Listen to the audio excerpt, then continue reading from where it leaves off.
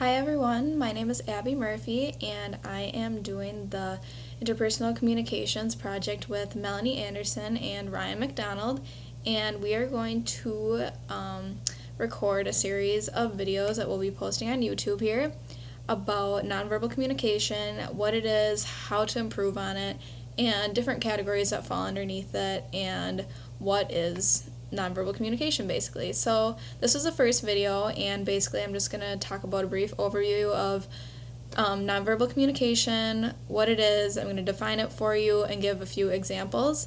The second video is going to be by Melanie, and it's going to talk about different similarities and differences between verbal and nonverbal communication. The third video will be shot by Ryan, and it's going to show verbal and nonverbal communication differences as opposed to similarities.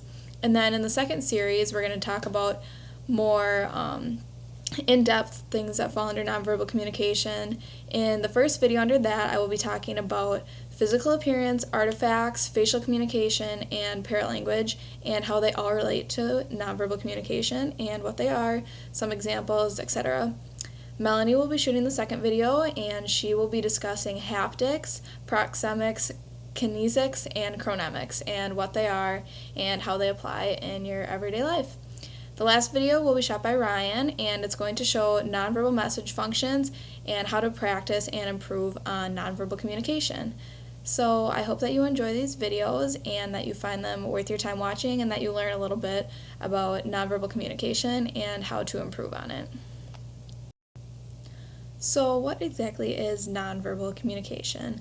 The textbook, Interpersonal Communication, Building Rewarding Relationships, defines nonverbal communication as all aspects of communication other than words. So examples would be facial expressions, body movements, appearance, tone of voice, etc., things like that. So a more basic definition that I've come up with is basically nonverbal communication is communication that is not conveyed in word form.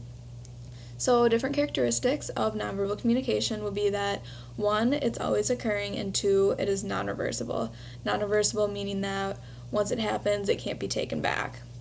So it is also said that 65 to 93% of all communication types is conveyed non-verbally. And I think that this is actually really important to understand, because most people think that the verbal message is much more important or recognized in communication, but it has gone to show in studies that nonverbal communication is a lot more important than people had originally thought, and more people are likely to believe nonverbal communication rather than verbal communication that's coming out of someone's mouth, which I think is very important to understand. So there are 8 different nonverbal codes that I had already mentioned earlier, but they are facial communication, kinesics, haptics, proxemics, paralanguage, physical appearance, artifacts, and chronemics. The later videos will go more in depth on what these things are and different examples of them and how they apply to nonverbal communication. So what can you do to improve nonverbal communication? That's a very important skill, I think, to have. And one main thing is just to practice. Practicing nonverbal communication is really important, because sometimes when we're talking with people we know, or even people we don't know, acquaintances, best friends, spouses, whatever, anything like that, it's really hard to actually understand what they're. Another important component of communications, specifically nonverbal communication as a whole, would be the 4 functions of nonverbal communication. So the first function would be to facilitate cognitive meaning. So basically through repetition, which would be the repeating of words or stressing of words, which would be known as accenting. So that's the first function of nonverbal communication, basically just to share information with another person. The second function of nonverbal communication would be encoding and decoding emotions. So encoding emotions would be displaying your feelings, displaying your emotions, and decoding would be reading another person's emotions or their feelings. So emotions are basically just someone's feelings, so happiness, sadness, whether they're angry, anything like that would be an emotion.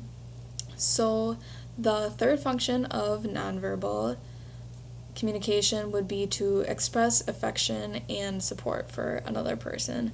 So examples would be hugs, smiles, different comforting strategies that were listed in the textbook would be decreasing the distance between two people, whether they're in an intimate relationship or a family relationship, which would be an example of proxemics. So different comforting strategies such as eye contact, hugs, physical touch, anything like that would be considered an affection support function of nonverbal communication.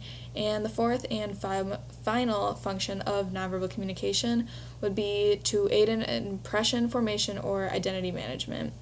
So basically, an example of this would be someone's first appearance or first attraction to someone else. So examples would be physical appearance, eye contact, facial expressions, whether you're intrigued by someone or not intrigued by someone. A first impression is very important, and it serves as an example of the fourth function of nonverbal communication. So as a whole, the four different functions are to facilitate cognitive meaning, to encode or decode emotions, to express affection and support, and lastly, to aid in impression or identity management. And I think that these are all very important functions of nonverbal communication, because if nonverbal communication didn't have a function, there wouldn't be a use or a meaning for it, I guess. So I think it's important to understand why nonverbal communication is analyzed and used in everyday conversation and relationships with people that you know. Conveying nonverbally. They might be saying one thing but meaning something different with their nonverbal cues.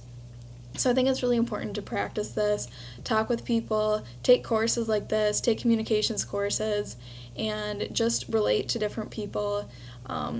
Practice by talking, like conversing with people, reading their verbal cues with their nonverbal cues, see if they match up, to see if they're lying or telling the truth. I just think that it's really important to stress this, and practicing even throughout this course has made me a better communicator than I was in the past. And the second way to improve nonverbal communication, I believe, is to understand cultural differences between people of two different cultures. It's easier, I think, in some instances to understand nonverbal cues from people in your own culture because you grew up in the same place, you kind of understand the cultural norms of that society. But say, for example, someone from one culture and another culture, whether it be religious, social, ethnic, anything like that, different cultures have different norms, different nonverbal cues meaning different things. So I think that it's really important to realize that something in America might not be acceptable in another culture. For example, people in America like to do this, meaning come here, but in other societies it's meant to be kind of a motion that you would give to a dog or something kind of derogatory. So I think it's important as Americans especially to realize that people from other countries and other cultures do not do things exactly the way that we do it here in America. So that's just a brief overview of nonverbal communication. I defined it for you, gave some characteristics, gave how important it was, the nonverbal codes, and how to improve on it. So basically this is just the first video, and then I hope that you can learn some more from the other videos and more in-depth characteristics on each category that falls under nonverbal communication. Thanks.